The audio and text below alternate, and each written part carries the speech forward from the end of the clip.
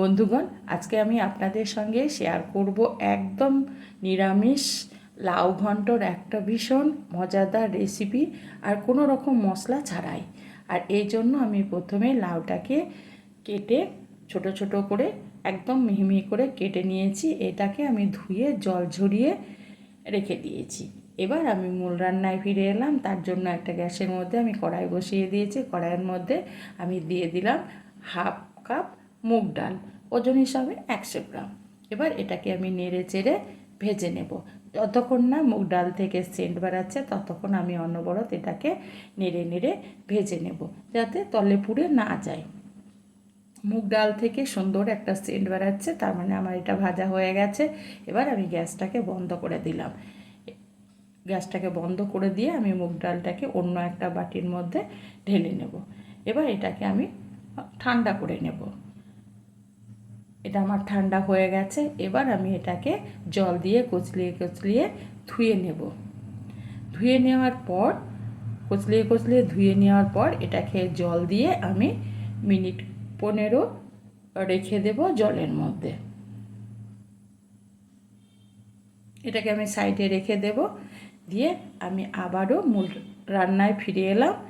এবার গ্যাসের মধ্যে দিয়ে দিলাম 2 চামচ সর্ষের তেল। তেলটা গরম হলে তেলের মধ্যে দিয়ে দেব একটা তেজপাতার অর্ধেক অংশ আর অল্প একটু গোটা জিরে, আর দিয়ে দেব 4টে চিরা কাঁচা লঙ্কা। এখানে আর আমি তেমন মশলার ব্যবহার করব না।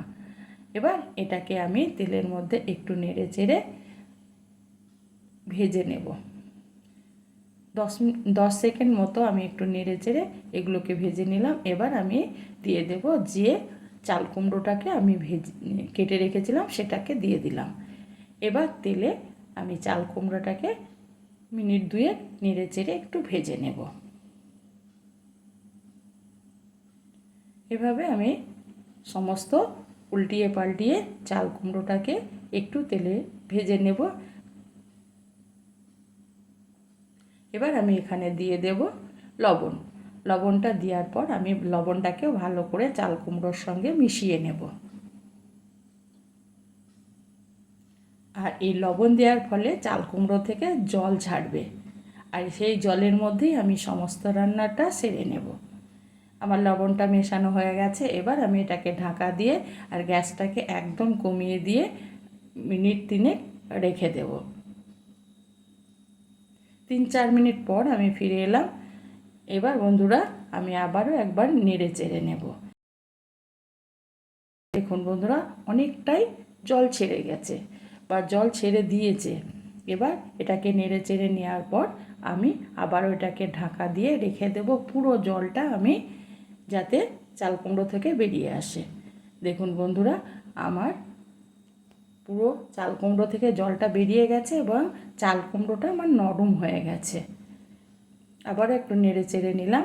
নেড়ে চেড়ে নেওয়ার পর আমি যে মুগ ডালটাকে জলের মধ্যে ভিজিয়েছিলাম সেই জল থেকে উঠিয়ে আমি এই চাল কুমড়োর মধ্যে দিয়ে দিলাম।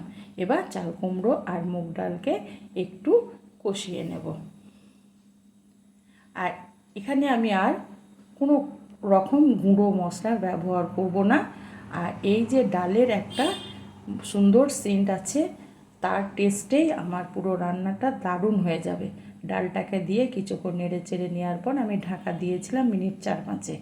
5 মিনিট পর আমি ফিরে এলাম, যাতে ডাল দিয়েছি তলে ধরে যেতে পারে সেই জন্য আবারও আমি একটু নেড়ে চেড়ে নিলাম।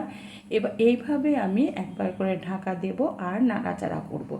এতে ডালটাকে পুরোপুরিভাবে সেদ্ধ হয়ে যাবে, যেহেতু মুগ ডালটা আমার সোনা মুগ ডাল ছিল। আর মুগ ডালটাকে আমি জলের মধ্যে মিনিট 15 ভিজিয়ে রেখেছিলাম। আবারও আমি একবার ঢাকা দিয়ে দিলাম। এইভাবে ঢাকা চাপা দিয়ে আমি ডালটাকে পুরোপুরিভাবে সেদ্ধ করে নেব। আর কন্টিনিউভাবে ঢাকা দিলে হবে না, মাঝে মাঝে ঢাকাটা খুলে একবার নেড়ে চেড়ে দিতে হবে। আর এইভাবে আমি, যেহেতু আমার চাল কুমড়োটা অনেক মোটামুটি সেদ্ধই হয়ে গেছে, এবার আমাকে ডালটাকে সেদ্ধ করতে হবে। সেই জন্য একদম এই রান্নাটা গ্যাসটা কমিয়েই আমাকে বানাতে হবে। এবার আমি দিয়ে দিলাম লবণটা, আমি আগে ব্যবহার করেছি, আবারও ডালের জন্য আমি দিয়ে দিলাম লবণ। আর দিয়ে দিলাম 1 চামচ চিনি। লবণ আর চিনিটা দেওয়ার পর আমি ডাল আর চাল কুমড়োর সঙ্গে ভালো করে মিশিয়ে নেব। এভাবে আমি গ্যাসটাকে একদম কমিয়ে দিয়েছি। আর এই রান্নাটা করতে গেলে গ্যাস কখনো বাড়িয়ে রান্না করলে হবে না, গ্যাসটাকে একদম এইভাবে ঢাকা চাপা দিয়ে আমি এটাকে 2-3 বার চিনি আর লবণটা দেওয়ার পর আমি ঢাকা চাপা দিয়ে রান্না করেছি। দেখুন বন্ধুরা, আমার ডালটা আমি চেক করে নেব আমার সেদ্ধ হয়েছে কি না। আর তার আগে আমি আবারও ভালো করে নেড়ে চেড়ে মিশিয়ে নিলাম।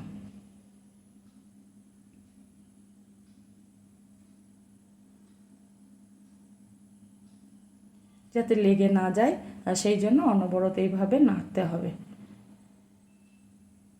দেখুন বন্ধুরা, ডালটা আমার পুরোপুরিভাবেই সেদ্ধ হয়ে গেছে। যেহেতু ডালটা আমার ভেজানো ছিল সেহেতু, আর যেহেতু সোনামুগ ডাল তাড়াতাড়ি সেদ্ধ হয়ে যায়, আমার সমস্ত ডালটা সেদ্ধ হয়ে গেছে।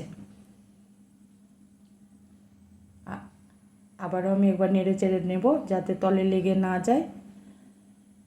এভাবে আমি নেড়ে চেড়ে নেওয়ার পর আমি এখানে দিয়ে দিলাম 1 চামচ ঘি।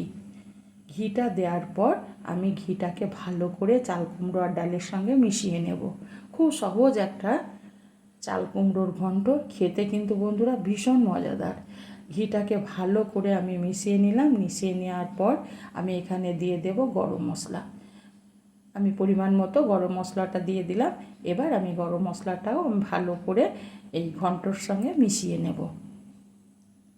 আমার গরম মশলাটা আমার ভালো করে মেশানো হয়ে গেছে। আর এখন আমি গ্যাসটাকে একদম স্লো করে দিয়েছি। আর আগেই আমি বলেছি এই রান্নাটা কখনো গ্যাস বাড়িয়ে হবে না, তাহলে টেস্ট আসবে না। আমার রান্নাটা হয়ে গেল, মানে গ্যাসটা আমি বন্ধ করে দিলাম।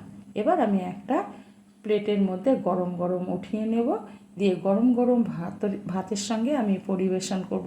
একটা অসাধারণ চাল কুমড়ো মুগ ডালের ঘন্ট যদি বন্ধুরা একবারও কমসে কম বানিয়ে দেখুন, খেতে কিন্তু ভীষণ মজাদার।